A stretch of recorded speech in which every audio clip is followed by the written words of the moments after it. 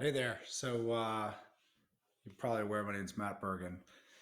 So one of the things I'm trying to do in 2023 is I want to start a podcast. I want to talk about like real estate business, stuff like that. And as I'm going through like the different options, platforms, equipment, there's way more to it than I thought there would be. But to kind of like run my test of the equipment and the platform and the camera and all that stuff, I figured I'd do just kind of like a little get to know you, right? So I feel like there's a lot of people that have heard about me that have followed me on social media, see my signs everywhere, know that I'm a big producer and real estate agent.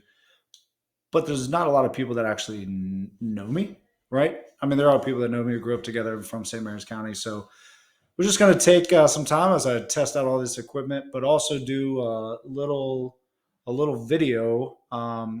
Who am I? Why am I here? Why did I start my own brokerage? How did I get into real estate? All those things. So I've got like a bunch of notes, so I make sure like I walk through this correctly. But so a little bit about me. I was actually born in St. Mary's County. I grew up in 7th District. Went to Frank Knox Elementary School. So the OG St. Mary's County folks remember Frank Knox. Basically, gate two of Pax River, that big building where you go and check in and the whole class and like classes there. I used to be in elementary school, Frank Knox. So I went there and then I went to Little Flower from first grade to 8th grade. Now, my mother wanted me to attend Catholic high school, Riken, but my academic record would not allow me to attend Riken. I think I'm the only person definitely that I know, but maybe ever, that got denied. Like Riken said, we're not going to take your money. Um, so yeah, couldn't go to Riken, so I went to Leonardtown, which was actually pretty dope. Met some awesome people at Leonardtown High School. Graduated in 2000. In 2000, I was 17 years old. I had a one, so I graduated with a 1.2 GPA. I promise I'm a smart dude. Um, but I didn't have a lot of discipline then. So at 17, I joined the Marine Corps, went off to boot camp in Paris Island. So my first career in the Marine Corps was as a 6332. That's an aviation electronics technician on the Aviate-B Harrier. So if you don't know what the Aviate-B is, if you've seen the movie True Lies or played Metal Gear Solid, so that's the VTO, the vertical takeoff aircraft. So instead of like going like this, it goes like this and then flies off. So that was pretty awesome. But while I was working on aircraft, learning that, it's pretty cool. The only reason why I joined the Air Wing is because when I joined the Marine Corps, I was 17, so I had to have parental consent. So my mother had to sign. Well, and this is a whole episode on itself, but my mom, pretty opinionated, was not going to let me join the Marine Corps as like an infantryman. So to get in the door, I had to go to the Air Wing. And luckily, though my GPA was low, my ASVAB said I was a smart dude. So I did that for a little bit, and then I kind of wanted to take on a new adventure. To be honest, I wanted to carry a gun. Right, I joined the Marine Corps. It's cool to work on aircraft, but my weapon was a multimeter. So I forget how I found out about it, but it was like another Marine. He said, "Hey, there's this program. It's called the Marine Security Guard Program. You should definitely check that out. Like, you're that kind of guy." So I looked into it. Didn't give it a whole lot of thought. I said, "Hey, this seems cool." So basically, a Marine Security Guard is all the American embassies and consulates across the world. They're guarded by Marines. They've got a bunch of movies about it. So went to training, did that, went overseas, absolutely loved it. Came back, was at the MSG Battalion, Marine Security Guard Battalion in Quantico for a bit. Wanted to stay there, was helping with training. But my career recruiter for the Marine Corps said, "Hey, Marine, you've got a $100,000 education. We took all this time to teach you how to fix jets. You need to go back and fix jets." So then I went. So I went back to Cherry Point, worked on aircraft some more. It was pretty cool. Met my who's now my wife while I was still in the Marine Corps, and kind of just made the decision that, I really dug her a lot. She was pretty awesome. And I've had a feeling I was going to marry her, but I didn't want a Marine Corps wife because that's just wicked hard. So made a decision to get out of the Marine Corps, take a job up by her college. She was going to Towson at the time, just so I could be by her. So that led to me getting a job back in St. Mary's County. So come full circle, come back to St. Mary's County as a government contractor. Was a government contractor, then worked my way up. Was in the government. I was IPT lead on the Marine Corps H1 program, production IPT lead. That was pretty cool.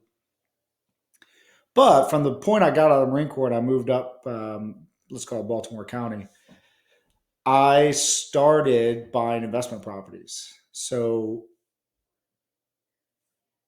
I had saved up a little bit of money, right? Being overseas for a pretty long time. Saved up a little bit of money, bought my first two investment properties. Um, and then as we came back to St. Mary's County, we get married. We're both government contractors. We both make our way into the government. I'm continuing to, on the side, have this investment property company. I will say that my experience every time I bought or sold one of these investment properties was not an overly positive one. Didn't I think I had one good real estate agent, and I'm still friends with her today. But I complained a lot. I'm a complainer. So my wife told me to shut up, do it myself. So when I first got my real estate license, it was not to help other people in real estate. The reason why I got my license was I just didn't want to rely on another agent to do something that I knew I was better at. So I get my license, still in the government, kind of doing this investment property company on the side. But then like friends and family start finding out, hey, I know you got your real estate license. I know you don't do like residential help anybody else, but my agent sucks. Can you help me? And of course, I'm gonna be like, yeah, I'll definitely help you out. Um, then I started realizing, surprisingly, that I like helping people. And as bad as I thought real estate agents were, becoming a realtor and helping other people and being forced to interact with even more of them, I further realized that I will preface this by saying there's some very good real estate agents out there, very good.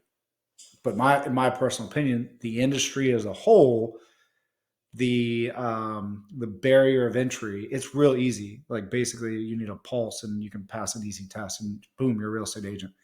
Um, so as a whole, I think there's a notable lack of proficiency, professionalism, and empathy in real estate. That's how I've become successful, is because I've filled that vast void that exists because there are a lot of bad realtors out there. And I'm sure if you're watching this, you've probably got a story to tell, and I probably want to hear it, maybe on a podcast sometime. So I started helping people out.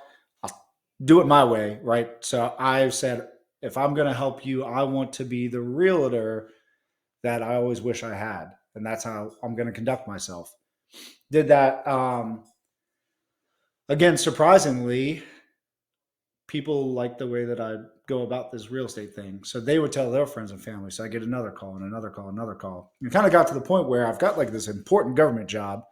I've got this investment property company that takes up a little bit of my time. I got, at the time, two kids. I'm like coaching sports year round.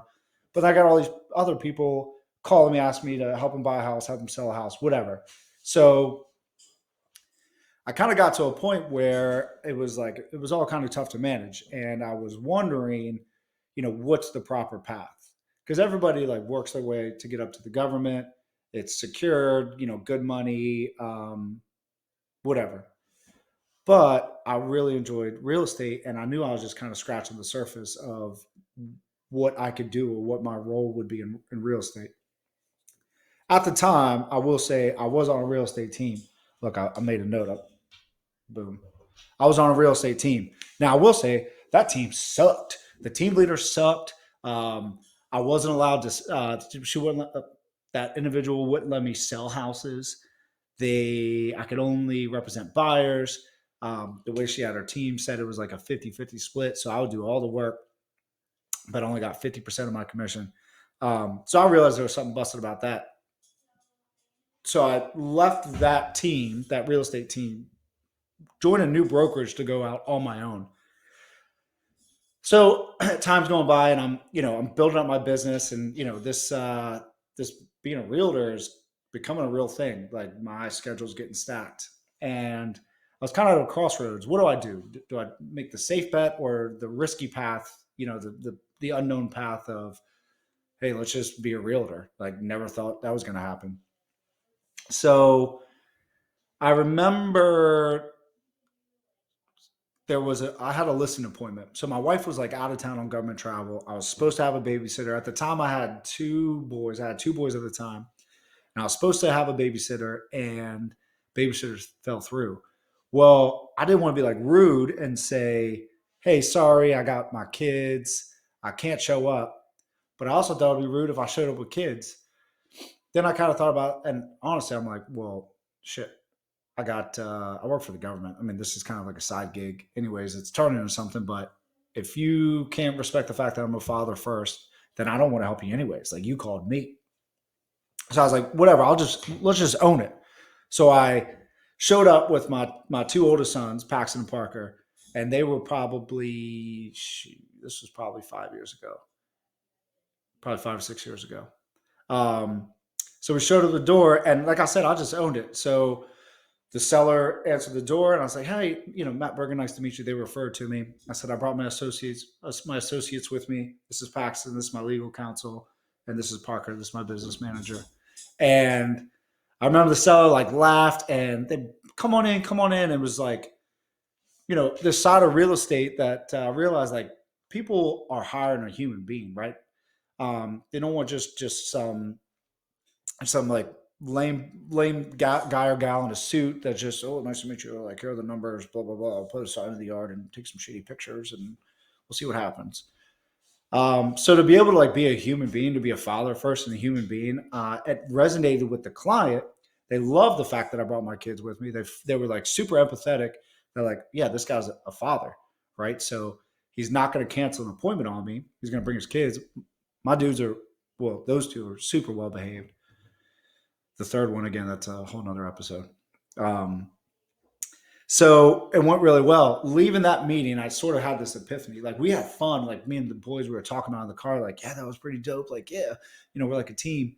And I realized if I stay with the government and say I retire from the government at God knows what it would be, 65, that's a lot of time away from my family because I was leaving in the morning before they got up. I was coming home late, working hard, usually coming home in a bad mood because I didn't love working for the government. But I love doing real estate.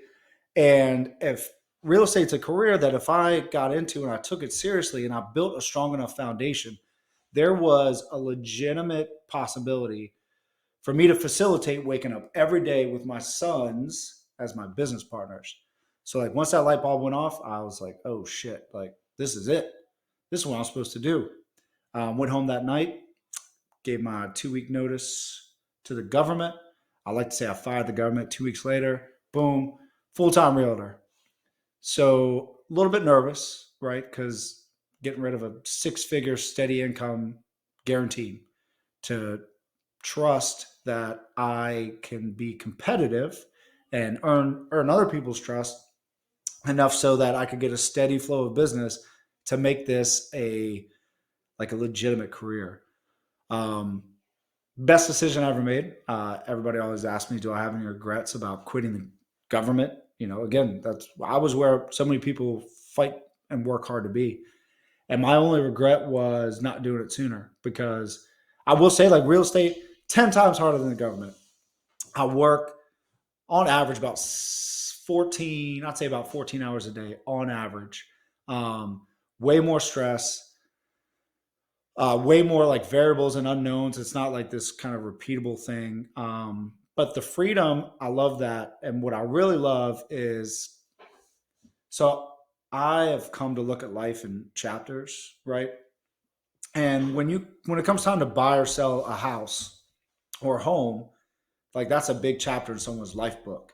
So for somebody to trust me to be a part of that chapter, and the responsibility of me ensuring that that's a positive chapter in someone's life book, because I could screw that up royally. and you got this great book with this one shitty chapter because I was unresponsive or wasn't proficient or I, messed something up. That's a lot of responsibility. Um, it'll keep you up at night, especially you take that over 105 transactions a year. I mean, that's scary stuff. That'll keep you up at night. So, but I love it, right? I feel like that's what I was supposed to do. So, as my business was growing up, was growing, I realized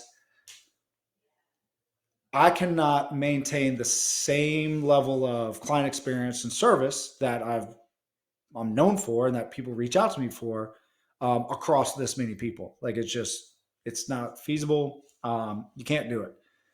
So I started a real estate team, the Fidelis Group. Pretty awesome. Got to know some really good people, and we were a young team. So I was probably the senior agent at the time, but I'd only been licensed for shit 3.5 years, maybe. I don't think there was anybody else on the team that had been licensed for more than 2 years. So we took this group of relatively unknown green real estate agents when we built the Fidelis Group. And in a year, we're the number one team in the brokerage. And by year two, we were the fourth biggest team in the state of Maryland. I mean, kind of legit.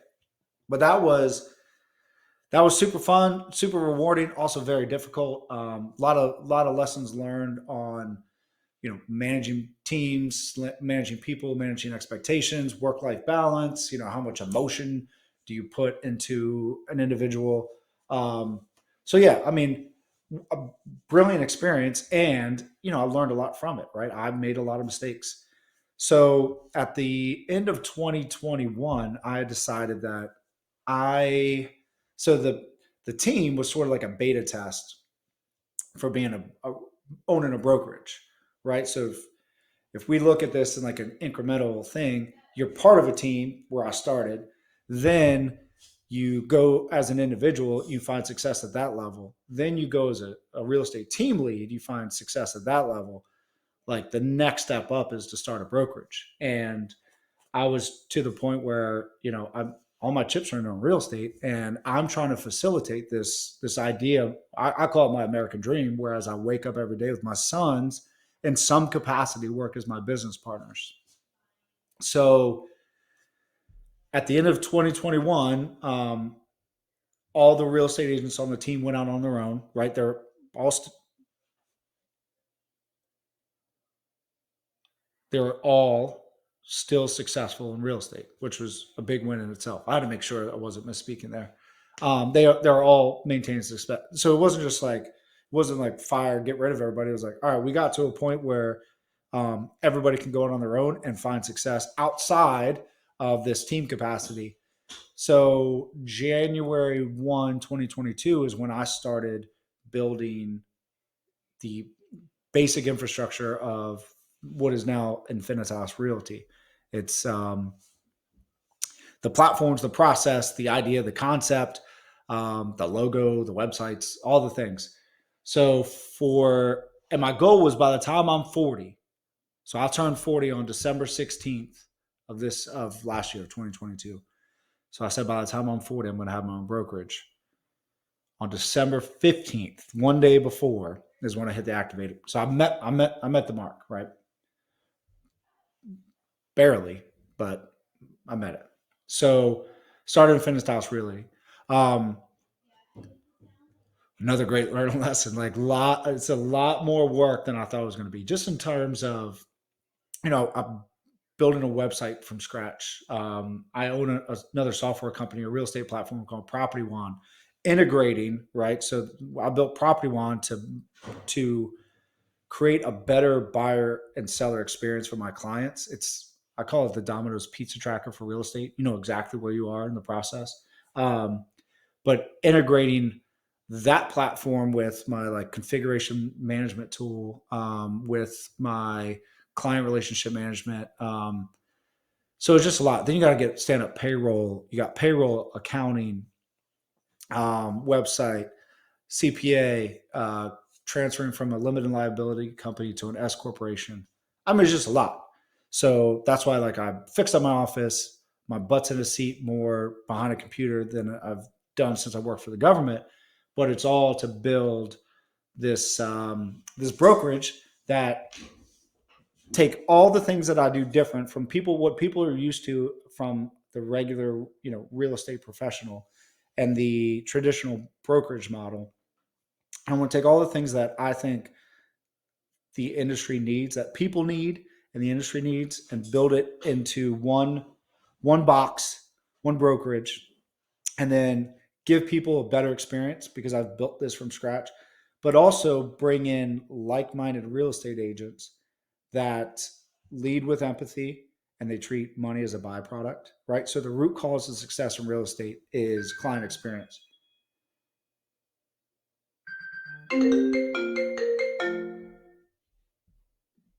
Should have put that on silent, I guess. So the root cause of success in real estate is the ability to lead with empathy, the ability to understand that your clients are human beings, and we have a huge responsibility to take care of them. We have the ability to set them up really nice or screw people over, right? And unless you are waking up every day with the objective of making somebody else's life better, you're not doing it right. The byproduct is money. So for a lot of real estate agents, and it's really easy to identify, and I'll never name names, but their root cause for being in real estate is money, not to help people. And then the byproduct of that is bad relationships with the clients. You don't get referred, like people don't refer other people to you. You don't get repeat clients, and you will eventually go away. So what I'm trying to do, what I've always trying to do, is I want to raise the operational standard of what it means to be a real estate professional, right? I want to raise the expectation. Like, you should be doing this. You should communicate frequently. You should be proficient. You should work hard. You should go above and beyond. So if I raise that standard, then all the other agents out there can do one of two things. They can work harder and smarter and more and with more empathy and keep up, and then be competitive and go be successful and do business. Or they can go away. They can say, you know what, that's too much work. Either, I don't have the hustle. I don't care enough about people. I don't want to work that hard. I don't want to stay up that late. I don't want to make that many phone calls, communicate with that many people, whatever. So yeah, this ain't worth it, because if I don't do that, nobody will call me because that's the new standard.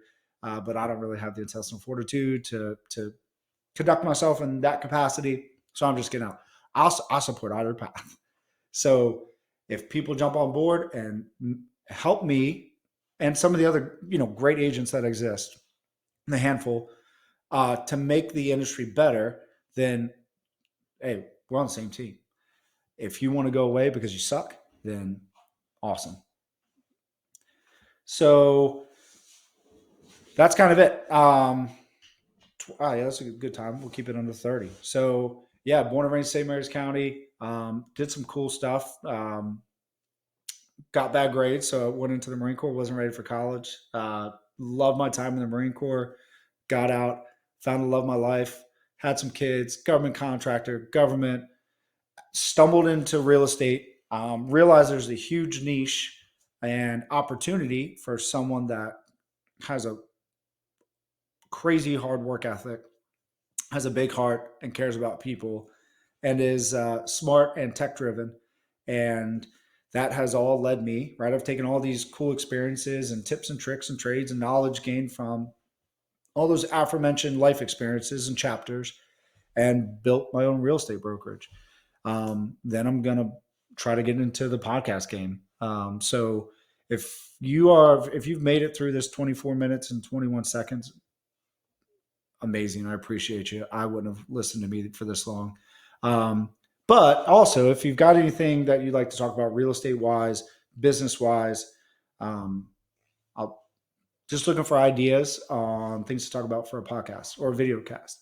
I've got some cool people that I've already identified that I like to have on, some really cool people that I've met.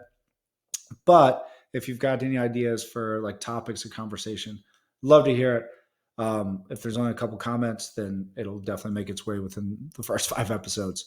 So Matt Bergen here, Infinitas Realty. I appreciate you listening.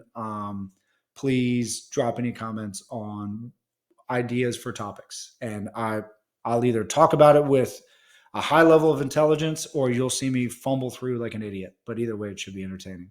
Thanks.